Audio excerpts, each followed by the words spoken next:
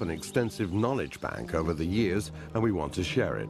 Because even if you only use your saw once in a while, you can benefit a lot from knowing how the professional users do it. The advice we give you is general. There may be specific regulations in your country, and it's imperative that you follow them. The saw's appearance and the placement of its controls can vary according to the model. Always read the instructions before you start using the saw. Safety must always come first. Your clothing is a very important part of this. Even if you're just cutting some firewood outside the back door of your house, you must use the personal protective equipment that is required in your country. The best items of equipment are highly visible, ventilated protective jacket and trousers fitted with saw protection. Of course, protective equipment cannot prevent an accident from occurring, but it can help to reduce the extent of the injury. You should also have boots with a steel toe cap, saw protection and a heavy tread. And a helmet, of course, with a full coverage visor and hearing protection. Make sure you've got a first aid kit readily accessible, and it's a good idea to carry a mobile phone and a whistle so that you can call for help easily if something happens. Protect your hands with a pair of strong gloves, and if possible, bring someone with you when you work, especially if you're inexperienced. Take your time to get acquainted with the saw so that you have a good idea of how it works and so you know its most important parts, in particular the ones that have to do with safety. The throttle control is on the inside of the rear handle. To prevent accidental throttle advance when you squeeze the throttle control, you must also depress the throttle lock on the top of the handle. On the bottom of the saw is the chain catcher, which catches the chain if it breaks or derails. If such an accident with the chain were to occur, your right hand would be protected by the right-hand guard on the bottom of the handle. With the easy access stop control, you can stop the engine quickly. The chain brake stops the chain in the event of a kickback. It can be triggered in two ways. One, by the user's hand pushing the kickback protection forward, and two, by the inertial forces that arise during a kickback.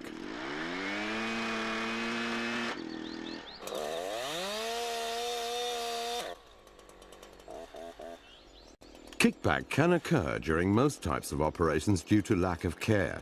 It's when the force of the rotating chain throws the saw in line with the bar, usually upwards and backwards. Kickback is caused by the saw contacting something with the upper part of the bar nose. Never make the saw kick back intentionally.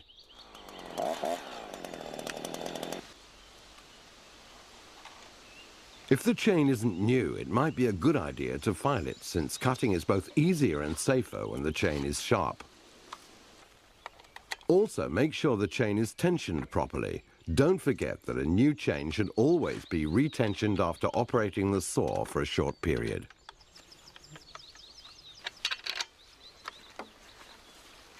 When filling the saw with fuel and chain oil, place the saw on a stable surface. To reduce dangerous emissions, choose environmental petrol and vegetable-based chain oil.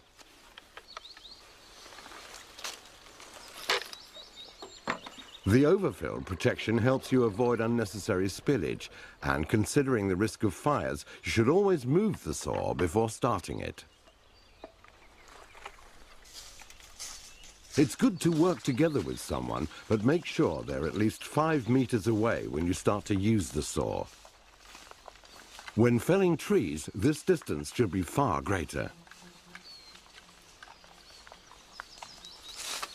When you're ready to start, place the saw flat on the ground and clear the area around the bar.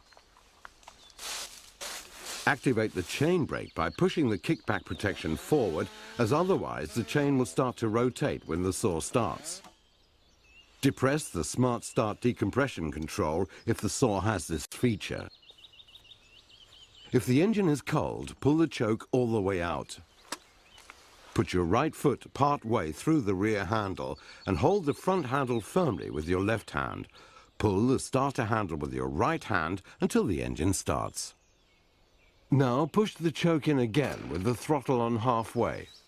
Continue to pull the starter handle until the saw starts. Hit the throttle once so that the engine speed drops to idle.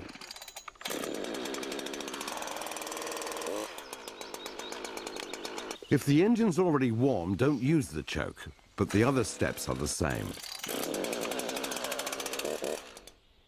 If the saw's difficult to start despite being warm, pull out the choke like you do during the cold start, but push it back in right away. When you've got the saw started, don't disengage the chain brake until you're ready to saw.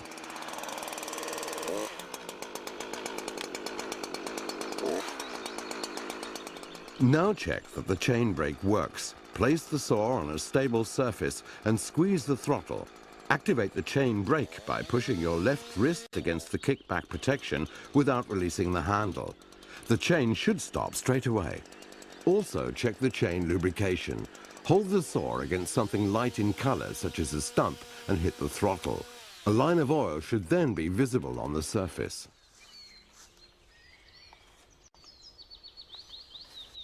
If you're not used to using a chainsaw, we recommend that you first get acquainted with the saw by practicing a while on a suitable log. There are some basic rules for using a chainsaw. Hold it firmly in both handles and hold your thumbs and fingers right around the handles. Make sure you hold your left thumb under the front handle to reduce the force of a possible kickback. It's good to have respect for the saw, but don't be afraid of it. If you hold it close to your body, it won't feel as heavy, and you'll be more balanced and in better control of the saw. For the best balance, stand with your feet apart.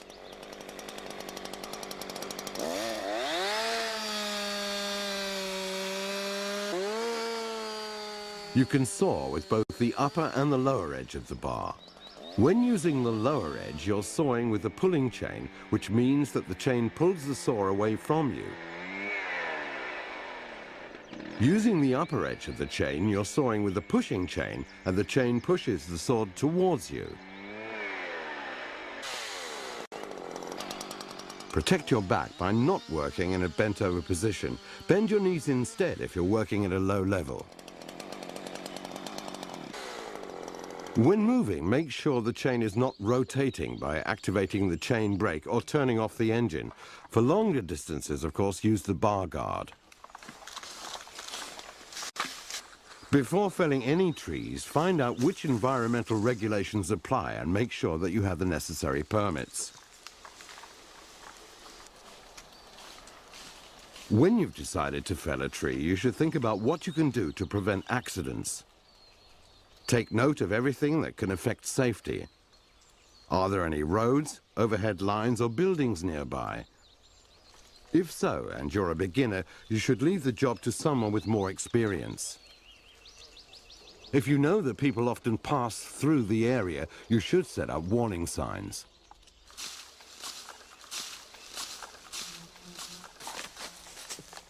Assess the tree and take note of the various factors that can affect the felling. Is the tree leaning? Which way is the wind blowing? Considering the surroundings and ease of subsequent work, which direction should it be felled in? Make sure that there are no people within the safety radius, which is at least twice the length of the tree that you intend to fell.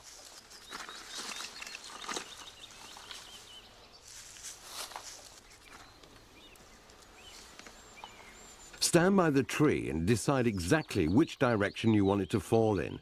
Choose a feature from the surroundings as a guide. Clear obstructive undergrowth from around the tree. Remove branches and other obstacles on the ground.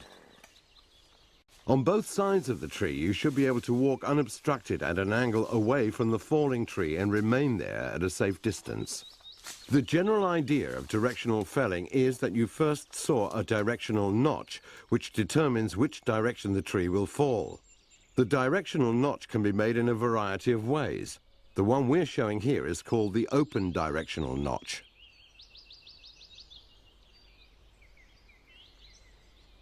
Firstly, you make a top cut into the stem at an angle of about 60 degrees. Saw to a depth of about 20 to 25% of the tree's diameter. Then make a horizontal undercut to meet the top cut. Next, you saw a horizontal felling cut slightly above the level of the undercut.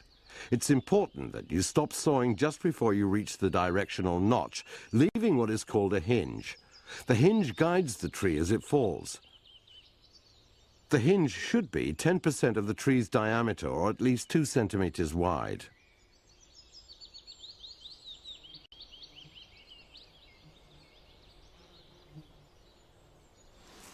How you use the saw when felling is decided in part by the thickness of the tree. First, let's look at what you do when the bar is longer than the diameter of the tree.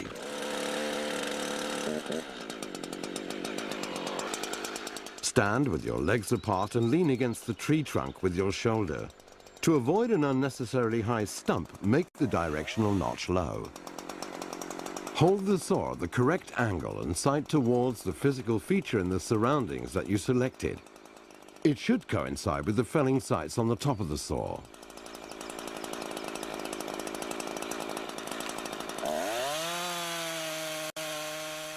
Give the saw full throttle and start sawing. From time to time, check that you're keeping the correct angle and direction.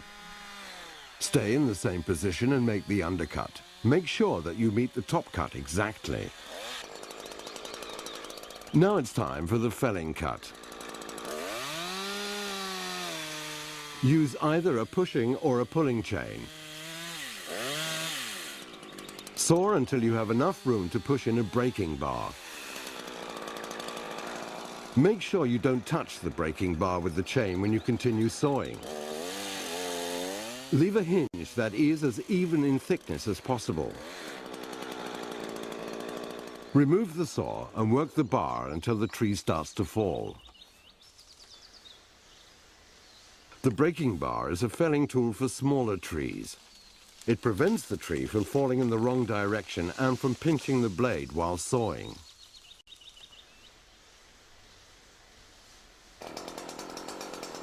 Now let's look at what you do with a larger tree. Just like before, you create a good working environment. You might need to remove some of the branches from the bottom of the trunk. The safest way to do this is with a pulling chain, moving from above downwards. Use the trunk as a protection between you and the saw.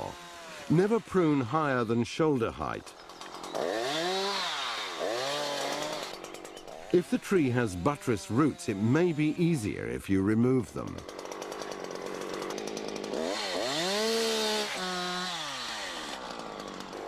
Here, the bar is shorter than the diameter of the trunk, so a slightly more complicated felling technique is required. If you're not particularly experienced, it's wise to have somebody with you who is. As the bar doesn't reach through the trunk, you have to complete the directional notch from the other side. Make sure that the new cuts meet up with the old ones as closely as possible.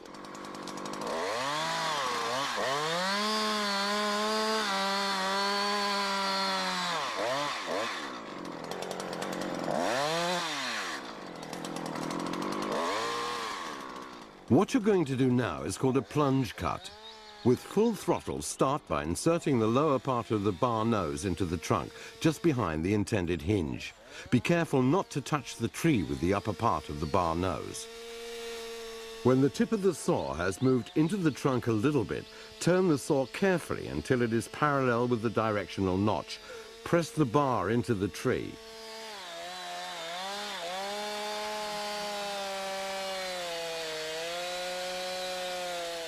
Then saw away from the hinge a small distance, approximately the width of the bar. This is to prevent you from sawing into the hinge when you turn the saw around. Saw carefully around the trunk. When you've passed the middle, insert a felling wedge, which is the best tool for felling large trees. Keep sawing until the bar is parallel with the directional notch on the other side.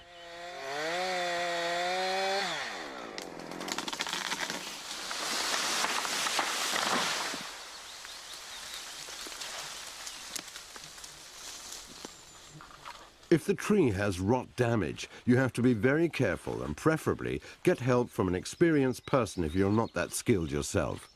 If the trunk looks damaged or abnormal, there may be a rot problem. The rotten section of the tree is miscolored and feels spongy.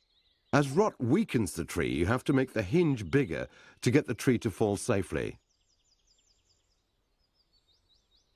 You should also get assistance from someone with experience if the tree gets stuck in another tree on the way down. Don't leave the tree unguarded if you have to call for help.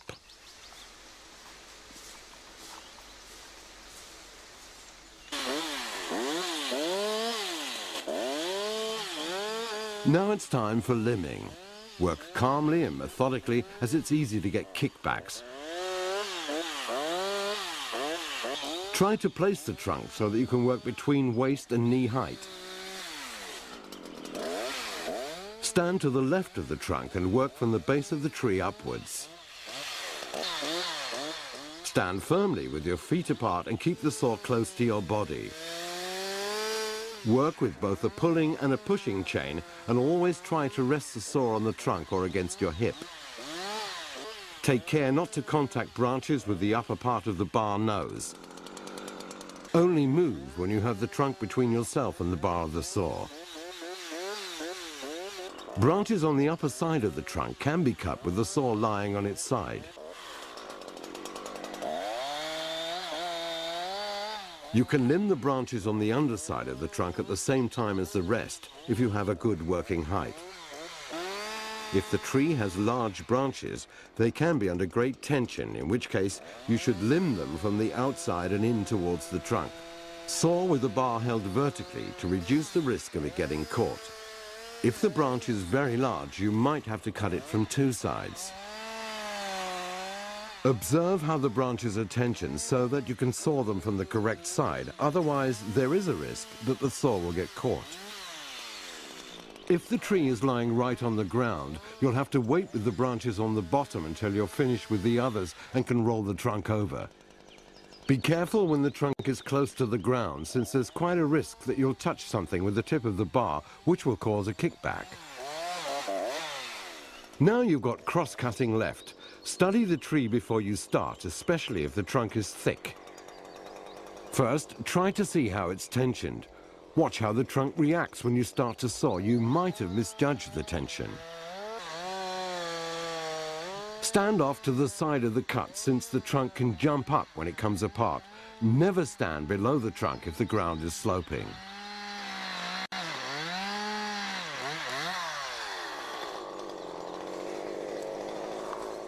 If the trunk lies so that the pressure comes from above, start with a cut from above. Saw about 1/3 of the way through the trunk or until it starts to pinch the bar. Then cut from underneath to meet the first cut. If instead the trunk lies so that the pressure comes from below, you work the other way round. Start by sawing from underneath about 1/3 of the way through the trunk or until it starts to pinch the bar. Then cut from above to meet the first cut.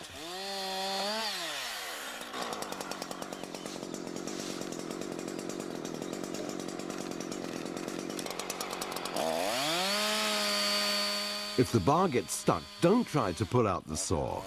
Instead, stop the engine, bend open the trunk until the saw comes loose.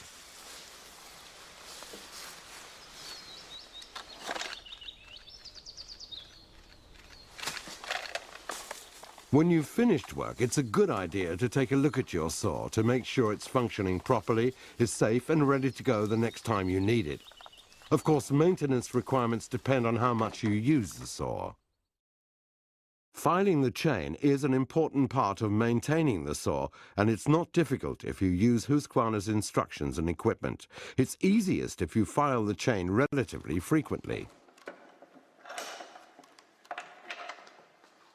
Fix the saw in place, lock the chain by activating the chain brake. Start with the cutting teeth. Place the file gauge on the chain with the arrows pointing towards the bar nose.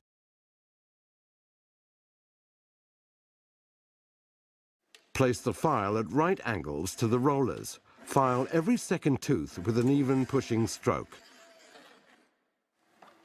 Then turn the saw around and file the rest of the cutting teeth.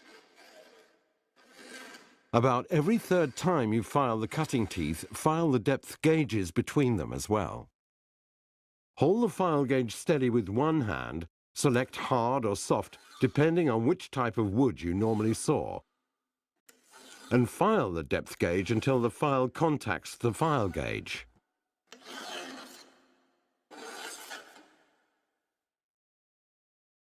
After a number of sharpenings, when the longest part of the cutting tooth is less than 4 mm, the chain should be replaced.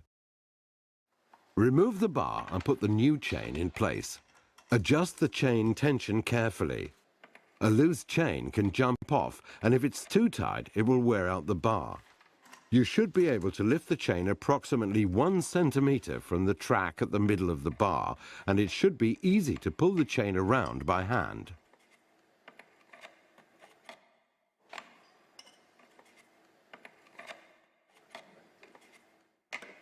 When it comes to other maintenance, there are a few parts that require cleaning now and then. Remove the clutch cover and clean the chain brake band. You should also clean the bar occasionally. Remove the cylinder cover and wash the air filter. Clean the cooling fins and the air intake if necessary. Check periodically that the flywheel fins are clean to ensure good engine cooling.